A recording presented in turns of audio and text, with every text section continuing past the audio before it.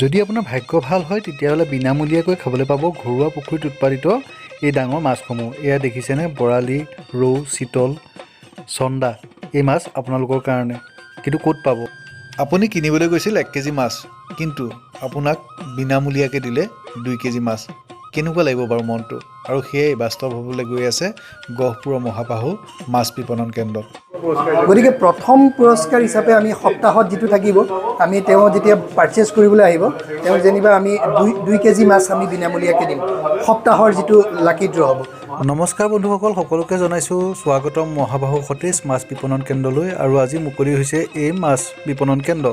গহপুৰৰ ৰাষ্ট্ৰীয় ঘাইপথৰ একেবাৰে কাষতে হাজৰিকা চুকলৈ সোমোৱা পথতে আছে এই মহাবাহু মাছ বিপণন কেন্দ্ৰ।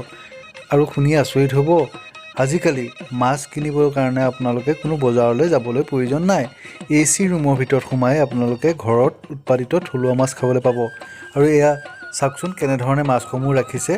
এয়া দেখিছেনে, AC ৰুমৰ ভিতৰতে এনেধৰণে টেংকিত জীৱিত অৱস্থাত ৰাখিছে মাছসমূহ। কাৱৈ, শ'ল, গৰৈ, তাৰোপৰি ডাঙৰ ডাঙৰ শীতল, আৰি, ৰৌ, ভকুৱা সকলোখিনি পাব। এয়া আকৌ হৈছে শিঙি আৰু মাগুৰ মাছ। চাওকচোন ইমান ধুনীয়াকৈ শিঙি আৰু মাগুৰ মাছখিনিও ৰাখিছে। আৰু এই মাছখিনি হৈছে গহপুৰৰ মহাবাহু ফিচাৰিছৰ। মহাবাহু ফিচাৰিছৰ বিষয়ে আপোনালোকে জানে, য'ত প্ৰায় 300 বিঘা ভূমিত উৎপাদন কৰা হয় এনেধৰণৰ মাছ। তাৰোপৰি চিতল, ৰৌ, বাহু যিকোনো মাছ উৎপাদন কৰা হয় মহাবাহুত। আৰু এই মহাবাহুৱে এতিয়া বৰ্তমান এনেধৰণে এখন বিপণী আৰম্ভ কৰিছে। আৰু চাওকচোন কি সুন্দৰকৈ এয়া দেখিছে, পৰিষ্কাৰকৈ তেওঁলোকে মাছ কটা সকলো সামগ্ৰী ইয়াতে ৰাখিছে।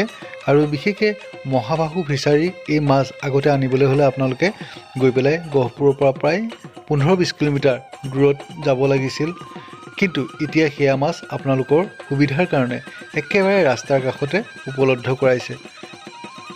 ৰাসায়নিক দ্ৰব্যৰ বিপৰীতে থলুৱা উৎপাদিত মাছৰ এক বিপ্লৱৰ নাম হৈছে মহাবাহু ফিচাৰিজ। আৰু মহাবাহু ফিচাৰিছে এইখন হৈছে এখন মাছ বিপণন কেন্দ্ৰ।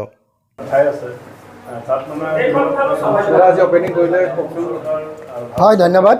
আমাৰ সমগ্ৰ গহপুৰবাসী ৰাইজৰ কাৰণে এয়া বিহুৰ অফাৰ বুলি ক'ম। আৰু বহাগ বিহুৰ আগে আগে আমি আমাৰ বিপণীখন মুকলি কৰিবলৈ সক্ষম হ'লোঁ।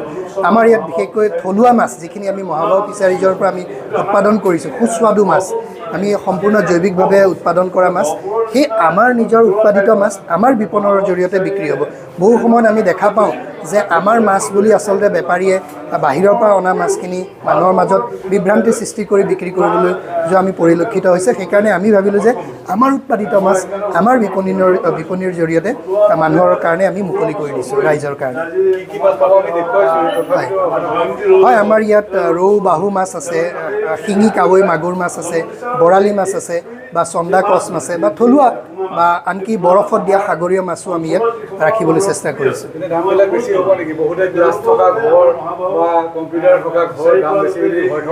নহয়, আমাৰ বজাৰত যিটো দাম বৰঞ্চ তাতকৈ এটকা কমিবহে, কিন্তু তাতকৈ আমি কেতিয়াও উচ্চ দামত আমি মাছখিনি বিক্ৰী নকৰোঁ।